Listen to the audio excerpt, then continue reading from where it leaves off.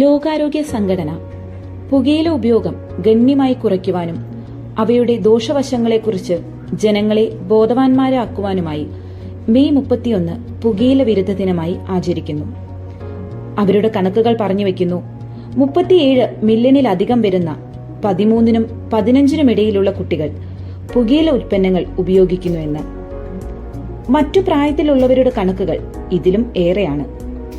Global adult tobacco സർവേയുടെ കണക്കുകൾ പ്രകാരം ഇന്ത്യയിൽ 38.3% ആളുകൾ പുകയില ഉപയോഗിക്കുന്നവരാണ്.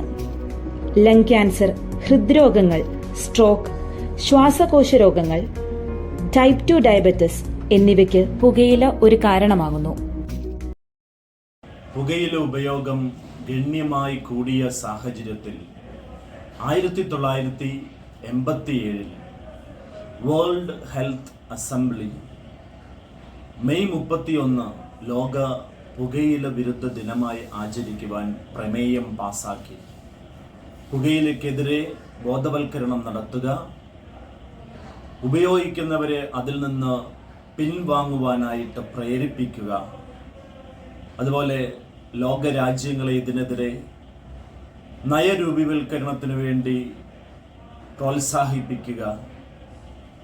ഈ ഒരു ഉദ്ദേശം വെച്ചുകൊണ്ടാണ് ലോക പുകയില വിരുദ്ധ ദിനം ആചരിക്കുന്നത്.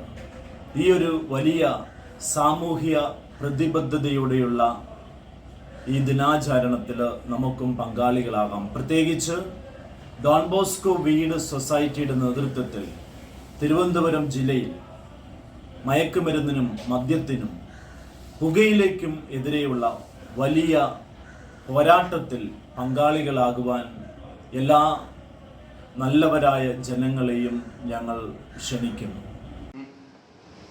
മെയ് 31 നമ്മൾ നോ ടുബാക്കോ ഡേ ആയിട്ട് ആചരിക്കുക.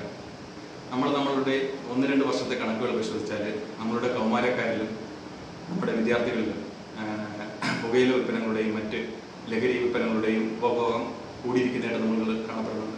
നമ്മുടെ ക്രൈം റേറ്റും മറ്റു കാര്യങ്ങളൊക്കെ ശ്രദ്ധിച്ചാൽ തന്നെ നമുക്കത് മനസ്സിലാവുന്നതാണ്. നമ്മൾ ഇതിൻ്റെ ഒരു ഉപഭോഗം കുറച്ച് നമ്മുടെ നല്ലൊരു തലമുറയെ വാർത്തെടുക്കുന്നതിന് വേണ്ടിയിട്ട് പോലീസിൻ്റെയും മറ്റ് സർക്കാരിൻ്റെ വിവിധ ഏജൻസികളുടെയും സഹായത്തോടുകൂടി നമ്മൾ സ്കൂളുകളിലും മറ്റ് മേഖലകളിലും കൗൺസിലിങ്ങും മറ്റ് ധാരാളം പ്രോഗ്രാമുകൾ കണ്ടക്ട് ചെയ്യുന്നുണ്ട്. അതുപോലെ സ്കൂൾ തലങ്ങളിലായാലും കോളേജ് തലങ്ങളിലായാലും നമ്മൾ അതുമായിട്ട് ബന്ധപ്പെട്ട വാട്സാപ്പ് ഗ്രൂപ്പുകൾ, അതുപോലെ PTA ആഭിമുഖ്യത്തിൽ മറ്റ് ഗ്രൂപ്പുകൾ, അതുപോലെ അധ്യാപകരുടെ ഗ്രൂപ്പുകൾ, അതുപോലെ ഇതുമായിട്ട് ബന്ധപ്പെട്ട എന്തെങ്കിലും ഉപഭോഗമായിട്ട് ബന്ധപ്പെട്ട എന്തെങ്കിലും വിവരങ്ങളോ മറ്റൊക്കെ നമ്മളെ അറിയിക്കുന്നതിനുള്ള നടപടികളും ചെയ്തിട്ടുണ്ട്. അങ്ങനെ എന്തെങ്കിലും വിവരങ്ങൾ ലഭിക്കുകയാണെങ്കിൽ ഇതിൽ ഏർപ്പെടുന്ന കുട്ടികൾക്ക് നമ്മൾ ആവശ്യമായ ബോധവൽക്കരണം നൽകുകയും അല്ലെങ്കിൽ അവർക്ക് അതിനകത്ത് അഡിക്ഷൻ ആയിട്ടുണ്ടെങ്കിൽ അവരിൽ അത് കുറയ്ക്കാനുള്ള നടപടികൾ ചെയ്യുന്നതിനുമായിട്ടുള്ള ഇത് സർക്കാരിൻ്റെ വിവിധ ഏജൻസികളുടെ സഹായത്തോടെ നമ്മൾ ചെയ്തു തരുന്നുണ്ട്. അടുത്ത നോൺ ടുബാക്കോ ഡേ വരുമ്പോഴെങ്കിലും നമ്മുടെ ഇപ്പോഴുള്ള ഒരു ഉപഭോഗത്തിൻ്റെ ഒരു പകുതി എങ്കിലുമാക്കി നമ്മൾ നല്ലൊരു തലമുറയെ വാർത്തെടുക്കാനുള്ള നടപടിക്രമങ്ങൾ ചെയ്യുന്നതായിരിക്കും.